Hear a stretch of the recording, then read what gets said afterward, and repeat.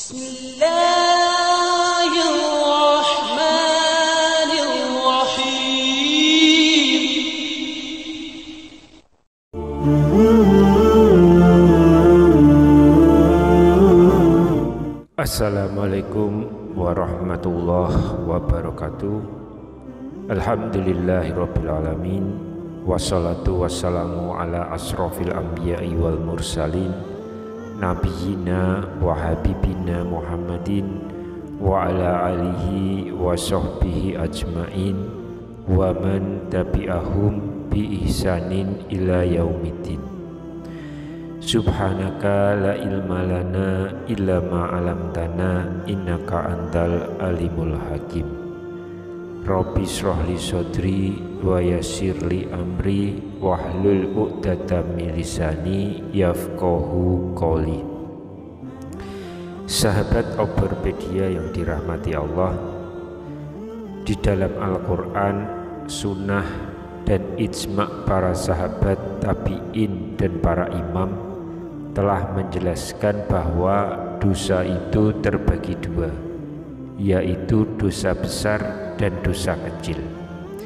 Sebagaimana tertuang dalam firman Allah Subhanahu wa ta'ala, jika kamu menjauhi dosa-dosa besar di antara dosa-dosa yang dilarang kamu mengerjakannya, niscaya kami hapus kesalahan-kesalahanmu, dosa-dosamu yang kecil, dan kami masukkan kamu ke tempat yang mulia, yaitu surga. Quran Surat An-Nisa ayat 31. Perlu diketahui bahwa besar dan kecilnya dosa di mata Allah sesungguhnya bisa ditentukan oleh sikap, perilaku, dan pelaku dosa itu sendiri. Dan inilah 7 sebab yang akan menyebabkan dosa-dosa kecil yang kita lakukan bisa menjadi dosa yang besar di hadapan Allah Subhanahu wa ta'ala. Yang pertama adalah meremeh-temehkan dosa. Jangan pernah mentang-mentang hanya karena melakukan dosa kecil lalu enggan meminta ampun atau mengucap istighfar, bahkan sekedar menyesal pun tidak. Allah berfirman, kalian menganggap remeh dosa tersebut, padahal itu termasuk perkara besar menurut pandangan Allah. Quran Surat An-Nur ayat 15. Rasulullah Shallallahu Alaihi Wasallam bersabda, waspadalah terhadap sikap meremehkan dosa, karena kapan saja seseorang melakukan hal tersebut, maka dia akan binasa. Hadis riwayat Ahmad, At-Tabrani, dan Al-Baihaqi. Yang kedua adalah merasa aman terhadap siksa Allah. Hal ini ketika pelaku dosa kecil terbuai dengan kemurahan Allah dalam menutupi dosa. Ia tidak sadar bahwa itu adalah penangguhan dari Allah untuknya. Bahkan ia menyangka bahwa Allah sangat mengasihinya dan memberi perlakuan lain kepadanya. Allah berfirman, dan mereka mengatakan pada diri mereka sendiri, mengapa Allah tidak menyiksa kita disebabkan apa yang kita katakan itu. Cukuplah bagi mereka neraka jahanam yang akan mereka masuki, dan neraka itu adalah seburuk-buruk tempat kembali. Quran Surat Al-Mujadalah ayat yang ke-8. Yang ketiga adalah merasa senang atau beruntung dengan dosa itu. Sikap yang seperti ini sudah sangat umum kita saksikan di keseharian kita. Contohnya sangat banyak para koruptor, perampok, pencuri, penjudi, pezina, penyuka togel, biang gosip, dan lain-lain. Mereka ini pasti akan senang dan merasa beruntung jika aksi-aksi mereka ini berhasil. Bahkan tidak jarang saat melakukannya, mereka ketawa-ketawa dengan senangnya. barang siapa berbuat dosa sambil tertawa, niscaya ia akan masuk neraka seraya menangis. Hadis riwayat Abu Naim. Lalu yang keempat adalah dosa yang dilakukan terus-menerus. Sekecil apapun dosa, tapi jika dilakukan dan selalu dilakukan, lama-lama dosa itu akan menjadi besar dan akhirnya menutupi kejernihan hati. Rasulullah Shallallahu Alaihi Wasallam bersabda, berhati-hatilah kalian terhadap dosa kecil, sebab jika ia berkumpul dalam diri seseorang akan dapat membinasakannya. Hadis riwayat Ahmad dan Tobrani dalam Al-Awsat. Seorang sahabat Rasulullah berkata, tidak dianggap dosa kecil jika terus-menerus dan tidak dianggap dosa besar jika disertai dengan istighfar.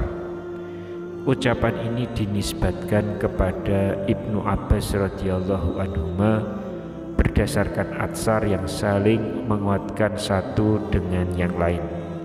Itaf As-Sa'adah Al-Muttaqin nomor 687. Lalu yang kelima adalah mengekspos dosa. Mengekspos di sini bisa diartikan melakukan dosa dengan terang-terangan atau menceritakan dosa yang telah dilakukan yang sebenarnya telah ditutup oleh Allah kepada orang lain tanpa rasa malu sedikit pun. Menceritakan perbuatan atau melakukan dengan terang-terangan dapat mengundang hasrat orang lain yang mendengar atau melihatnya untuk ikut melakukan perbuatan dosa itu.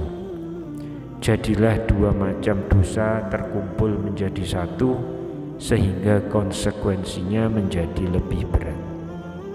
Rasulullah Shallallahu Alaihi Wasallam bersabda, seluruh umatku akan dimaafkan kecuali orang yang terang-terangan dalam dosa atau al-mujahirun. Termasuk terang-terangan dalam dosa adalah seorang hamba yang melakukan dosa di malam hari, lalu Allah menutupinya ketika pagi, namun ia berkata, wahai fulan, aku tadi malam telah melakukan perbuatan begini dan begini. Hadis riwayat Muslim. Sebab yang keenam adalah pelakunya yaitu orang alim yang menjadi panutan atau dikenal kesolehannya. Apabila ia melakukan dosanya itu dengan disaksikan orang lain, dosanya menjadi dosa besar, seperti menggunjing orang atau berkata kasar dalam perdebatan atau menyepelekan orang dengan sengaja atau sibuk mempelajari ilmu yang bertujuan hanya untuk mencari kedudukan, seperti ilmu retorika perdebatan. Kesemuanya itu adalah dosa-dosa seorang alim yang cenderung ditiru oleh orang lain. Ketika si alim ini meninggal dunia, kejahatannya tetap bertebaran di muka bumi dalam jangka waktu yang panjang. Sungguh malang orang yang membawa mati segala keburukannya. Allah berfirman, kami menuliskan apa yang telah mereka kerjakan dan bekas-bekas apa yang mereka tinggalkan. Quran Surat Yasin ayat yang ke-12. Kemudian sebab yang ketujuh adalah merasa tidak apa-apa. Sesuatu perkara mungkar yang mungkin karena telah biasa dan banyak dilakukan orang sehingga dianggap bukan dosa lagi. Misalnya berdusta saat bersenda gurau, pelukan dengan yang bukan muhrim, dan lain-lain. Dan pelakunya itu tampak tenang-tenang saja. Sikap seperti ini sangat berbahaya karena cenderung menganggap halal apa yang telah diharamkan Allah. Allah berfirman, dan mereka tidak mengharamkan apa yang diharamkan oleh Allah dan Rasul-Nya, dan tidak beragama dengan agama yang benar, yaitu agama Allah. Quran Surat At-Taubah ayat yang ke-29. Aisyah radhiyallahu anha berkata, Rasulullah Shallallahu Alaihi Wasallam bersabda, hai Aisyah, berhati-hatilah terhadap dosa-dosa kecil, sebab pasti ada tuntutan dari Allah. Itulah tadi 7 perbuatan ataupun sikap kita terhadap dosa-dosa kecil yang bisa menjerumuskan kita sehingga di mata Allah menjadikan dosa kecil itu menjadi dosa yang besar.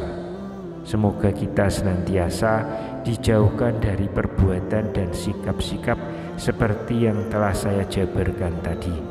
Perbanyaklah istighfar dan mohon ampun kepada Allah di setiap detik nafas kita, supaya ampunan Allah senantiasa menghapus segala dosa yang ada pada diri kita semua.